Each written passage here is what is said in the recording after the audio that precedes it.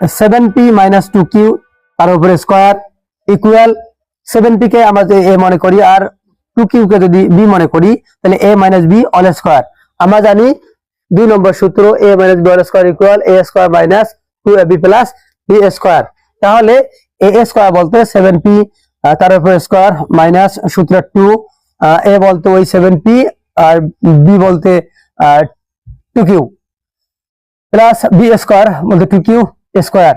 7 এর উপর স্কয়ার দিলে 49, p এর উপর স্কয়ার দিলে p স্কয়ার মাইনাস মাইনাস 7 দুগুণে 14, 14 দুগুণে 28 28 p আর q pq প্লাস প্লাস 2 এর উপর স্কয়ার দিলে হয় 4, q এর উপর স্কয়ার দিলে হয় q স্কয়ার।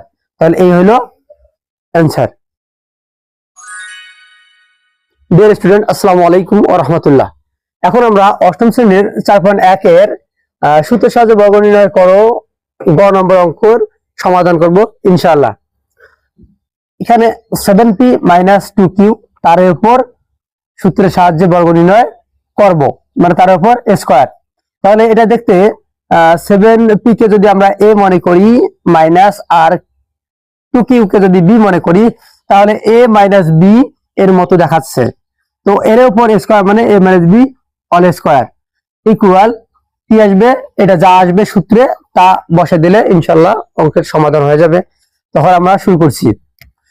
a স্কয়ার বলতে 7p তার উপর স্কয়ার মাইনাস 2ab বলতে 2 আর a বলতে 7p b বলতে 2q প্লাস b স্কয়ার মানে 2q তার উপর স্কয়ার।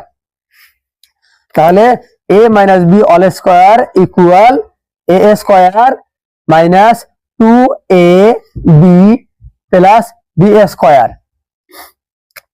7 এর উপর স্কয়ার দিলে হয় 49 p স্কয়ার মাইনাস 7 দুগুণে 14, 14 দুগুণে 28 28 pq p আর q গুণ করলে pq প্লাস 2 এর উপর স্কয়ার দিলে হচ্ছে 4 আর q এর উপর স্কয়ার দিলে হচ্ছে q স্কয়ার। তাহলে এই হইলো সমাধান অ্যানসার। কি সহজ না? আচ্ছা দেখি আবার রিপিট করতেছি। 7p মাইনাস 2q তার উপর স্কয়ার ইকুয়াল 7p কে আমরা যদি a মনে করি আর 2q কে যদি b মনে করি তাহলে a minus b all square. আমরা জানি 2 নম্বর সূত্র a minus b all square equal a square minus 2ab plus b square. তাহলে a স্কয়ার বলতে 7p তার উপর স্কয়ার মাইনাস সূত্র 2 a বলতে ওই 7p আর b বলতে 2q প্লাস b স্কয়ার বলতে 2q স্কয়ার।